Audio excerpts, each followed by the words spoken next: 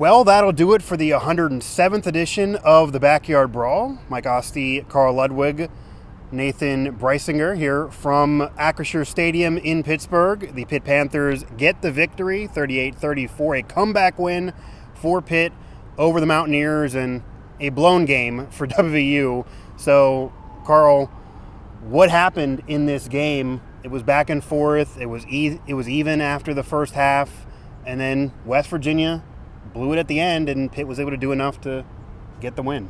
Yes, I mean, I think it looked like for a while there that West Virginia was kind of closing in on a victory. I mean, they were wearing down the offensive line, wearing down the defensive line. Pitt was kind of crumbling a little bit. And then late in the fourth quarter, a flip switched. I'm not sure what it was exactly. I mean, there was a bit better blocking. There was a switch at the offensive line with the left guard, but Eli Holstein locked in. Cade Bell called some great plays, and Holstein hit his throws. The defense locked in for Pitt, and you saw what happened. I mean, they came back from another 10-point deficit late in the fourth quarter. Yeah, I mean, last week for Pitt was the biggest comeback in 50-plus years, and then, again, it's a program that's not been mounting comebacks like this in the last even 20 years, and then twice in the season, 3-0 now for Pitt. West Virginia only 1-2 in out-of-conference play. West Virginia's out-of-conference play is over. They have Big 12 play coming up, and we will see who's still trusting the climb after this one. The Panthers have what should send them to 4-0, and then their conference schedule with 4 of those out-of-conference games in the ACC. So, Nate, would you describe this as a game that Pitt came back and won? They did what they had to do. They got the victory. It's a big comeback win for them, or more of a game that West Virginia squandered, that West Virginia blew, that they should have won regardless of everything else that was going on? I think this is a game that West Virginia squandered and lost. I mean, this was a game that Garrett Green and the running game that has been so potent against Pitt over the last 2-3 years. I mean, C.J. Donaldson on this field 2 years ago as a true freshman was able to run the ball and win last year that game, because realistically there wasn't a whole lot of throwing in that one. But this time they just couldn't get it done and allowed Pitt those opportunities, and especially that final drive, 3 and out. I mean, even if they get another first down, maybe 2 more first downs. There's 30 seconds left. Take the time off the clock. 5 seconds, right? Exactly. So you take more time off the clock, and they just couldn't get it done. And we were talking about it on the way down here. Garrett Green just was unable to throw the ball that much down the field. They relied a little bit too much maybe on his legs and on the ground game. Yeah, and I don't have Green stats here in front of me, but it wasn't a good day at the office. You do have him here. It wasn't good a day at the office for Garrett Green at all. It was 16 for 30, 210 yards, 2 TDs, sacked a couple times, some picks. Yeah, Green has not looked better. Green has not looked better this year compared to last year, going from the Penn State game to this game. Chuck Albany up as an FCS. And then that series at the end there. Because I even said to somebody else in the press box, okay, West Virginia's defense doesn't have it. I figured that Pitt was going to score. Once it was a 3-point edge. Okay, Pitt's going to end up with this TD. And Holstein scrambled, which also West Virginia said they weren't ready for. They did admit that. And once they found their open receivers, I thought it was over. Pitt was at least going to take the lead there. But I even said to somebody, if it's me, I almost would just let Pitt score at this point to preserve enough time on the clock. The secondary is not going to all of a sudden get better. And there was 30 seconds left. Not a minute, but 30 seconds left. And they just did nothing with it and looked out of sorts. Green looked like he was freaking out. And, again, nothing went well for the Mountaineers. But you did mention them that did go well, as Narduzzi did say they were going to stop the ground game. They were not expecting West Virginia to just dominate on the ground like they always like to do. That wasn't successful. The Mountaineers did pound the ground. It just didn't matter. In terms of what Narduzzi and the players said, what's your takeaways from those pressers and what was said there? I know Narduzzi on the field after the game on the national broadcast mentioned the officiating and taking a W over WVU and the officials, and Brown didn't love that too much. Right. Well, obviously that's a controversial topic, but the game wasn't won by penalties. It was won by West Virginia blowing a 10-point lead at the end there. They had a chance to put Pitt away a few times in the second half, and they couldn't do it. And Pitt, to their credit, they came out, they fought in that fourth quarter. They had 2 back-to-back touchdown drives. They did what they had to do to win the game. Yeah. And they won the Backyard Brawl again. I mean, that's a huge win for Pitt. They're 3-0. They're coming off back-to-back rivalry wins now with Cincinnati and West Virginia.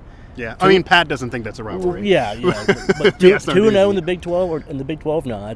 They're in conference contention now. Yeah. I think Pitt. There's a lot to clean up here. There was not a perfect game by any means. Lots of mistakes, lots of penalties, lots of sloppy play. But a win is a win, especially against West Virginia. So it's a huge win. They're 3-0, chance to go 4-0, first time ever in non-conference play, and their whole season's right there ahead of them. Yeah, and that's what's amazing from the West Virginia perspective too, because even if the Mountaineers won this game, I would still be standing here saying the secondary played horrible, needs to be better, they're not nearly what they were supposed to be, all of that. But if you win, it doesn't mask the problems, but it's easier to say that. You feel, you feel a lot better about it. And again, they had that 10-point lead late in the game. Most teams, whether you're good or bad, should hang on and get that victory. Nate, where do you think Pitt goes from here? Where do you think this team goes from here? Carl mentioned now probably 4-0. Don't want to get too far ahead. Don't want to chalk it up yet, but probably 4-0. So you sweep out of conference play, and then the ACC clearly is wide open this year. Even though entering the season, most people thought the national projection was 5 wins for Pitt, missing a bowl game. That seems like that's already looking to be wrong early in the season.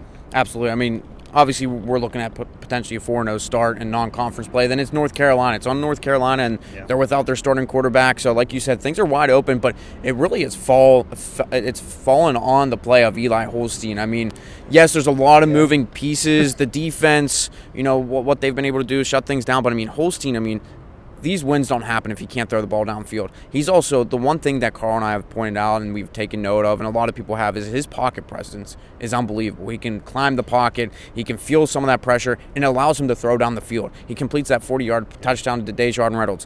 He completes passes in the Cincinnati game where he's able to climb the pocket and hit Konate Munfield downfield. So it's been impressive to watch this kid, and he's a redshirt freshman. Everyone keeps talking about it, but realistically, with his play, things kind of ride a little bit on him.